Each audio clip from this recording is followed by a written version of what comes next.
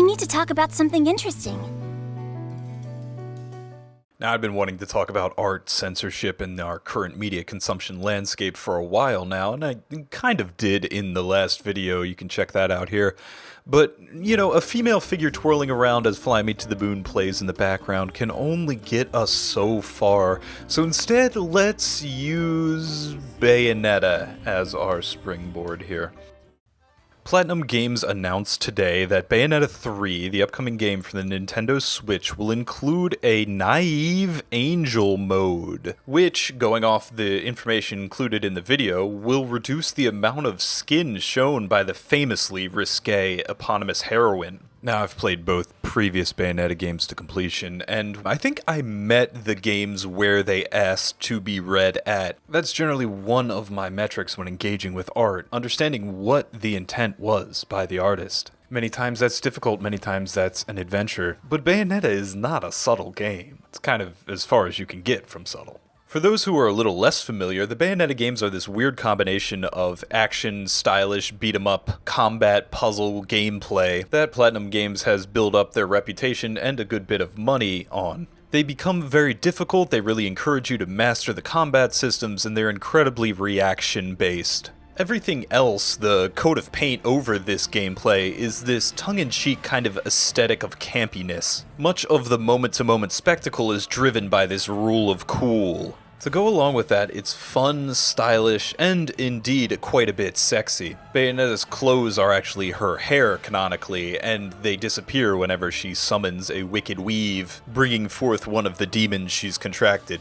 Almost every line out of her mouth is a sexual innuendo, and there's even things like an in-universe explanation for why the healing items are all lollipops. So the entire package of playing this Bayonetta game is kind of this rompy, B-movie adventure story of the insanely overpowered Bayonetta just stomping through hordes and hordes of biblically accurate angels, tearing them to shreds, throwing them into medieval torture devices, all with a seamless flip and kick, and then a wink back to the camera and a kiss. I'd stop far short of saying it's anything close to my favorite aesthetic choice of all time, but it certainly is that.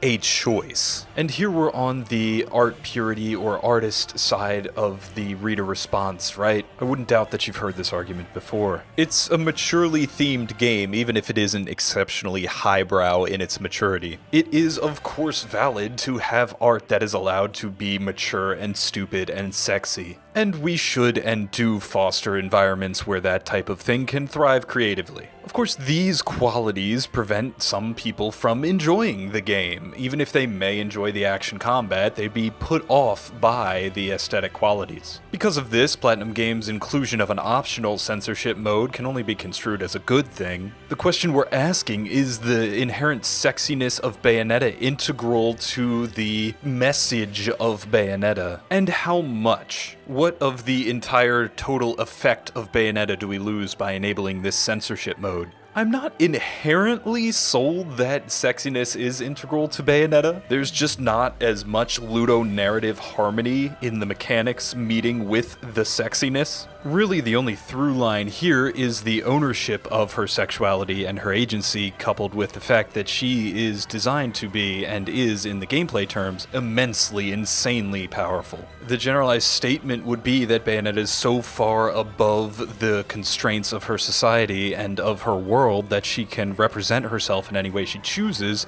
and she chooses to do that with a wink and a kiss, and complete ownership of her body and her sexuality. It's a cool angle and a really great background to set your action game upon, even if something like Kill la Kill explores it with a little bit more thematic depth, and trust me, that is not a sentence that I ever thought I would ever say. As far as ludonarrative harmony in video games goes, there's much better examples in things like the 3-day cycle in Majora's Mask or the difficulty in Sekiro. But here's the really interesting and fun thing about art, is that it doesn't require that justification. Maybe to be considered a masterpiece, you must be able to tie in your gameplay with your theming and your artistry and whatever narrative your game presents. But to simply make an art, you don't owe anyone anything as the artist, and as the consumer, you are not owed anything when engaging with the art. In some way, this is kind of a bad example, though, because there's really no controversy here. The mode's optional, no one's really mad, and our entire society is falling apart at the seams if you want something to be justifiably upset at. But humor me here, I think there's something really special with how Platinum Games went about this. If you are going to consider this an example of authorial intent, if we are going to hold this up and say, how does this media ask to be read? What can we learn about engaging with media through this? Then this mode is just a stroke of genius. I cannot describe to you, if you haven't played Bayonetta, how tongue-in-cheek this mode and this name of this mode is. But of course I'm gonna try. First off, the surface level of Naïve Angel.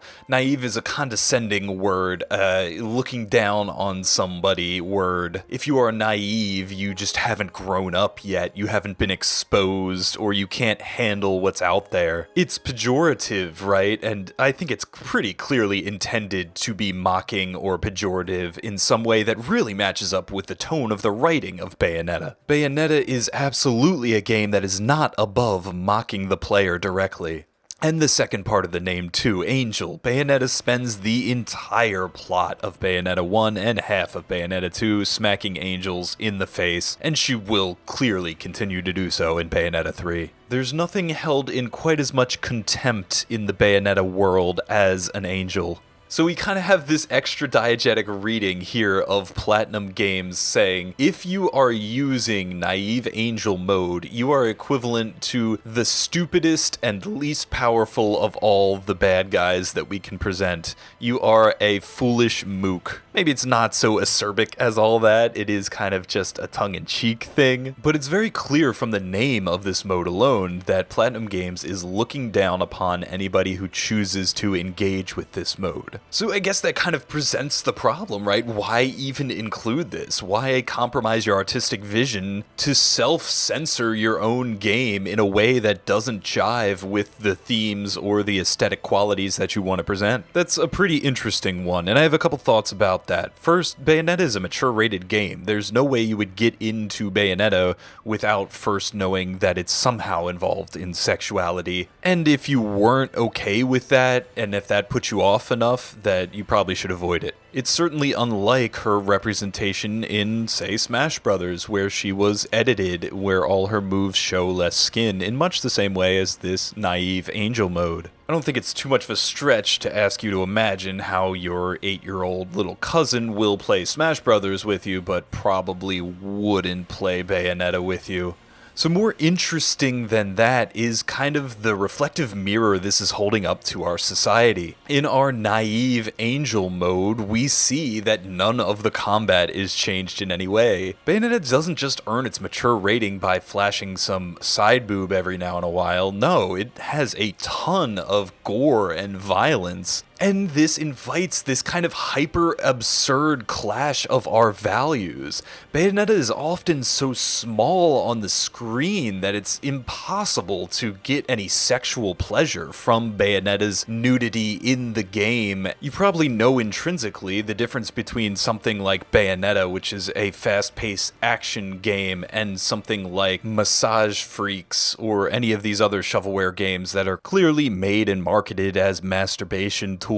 Bayonetta's sexiness is an aesthetic, it is owned by the character, and it's difficult for it to be consumed in that very masturbatory way, especially in the circumstances of the game itself. Do you remember that old Dead or Alive advertisement for the Xbox for the beach volleyball? Just try and picture that with this trailer for Bayonetta 3. It should show you everything you need about that. So for whatever the impetus was and for whatever it cost, Platinum Games put this in, and the only thing they edited was removing a bit of skin on the models. And it's very clear from their post and the name of this mode that they're full well aware of the absurdity of leaving the rest of the game completely untouched. But I guess this is a larger topic about our society's values regarding violence versus sexuality, and you can certainly see that playing out right now in the news. So I guess what I find the most interesting isn't that our culture now would want this or would produce this for something like Bayonetta, and the question of passive censorship or forced self-censorship in art under capitalism is always a juicy topic. The thing that always gets me in media is when the creator is inherently aware of that limitation and skilled enough to not only capitulate, but also make a statement back on the cultural forces that are incentivizing them to produce something other than what their artistic vision is. By making Bayonetta at all, Kamiya and Platinum Games have made a statement on culture. They state that it should be reasonable for a well-adjusted adult, or the majority of adults, or the majority of their audience of adults for whom they are making the game for, to be okay with both the gameplay and the thematic content that Bayonetta puts forth. All art intrinsically does this. There's plenty of art that does try and succeed at falling well outside of society's allowable limits. I find it hilarious that not only did Platinum Games find and cross the line apparently here with the blue girl insect titties, but they made a humorous and derisive poke back at society in their own in-character way. I think this is one of those circumstances where you can have your cake and eat it too. There's a practical use, right? Like, you can play this game while your kid is in the room. Again, because your kid is apparently fine with giant demons ripping angels to shreds. But it's also very clear to the consumer that that is not the intended way, and that you're losing something of the artistic vision by doing that. Well done, Kamiya. Now where's my beautiful Joe in Smash Brothers? And also, if you got a kid in the room, like, Okami is on the Switch too. Just go play Okami. Like, what are you doing?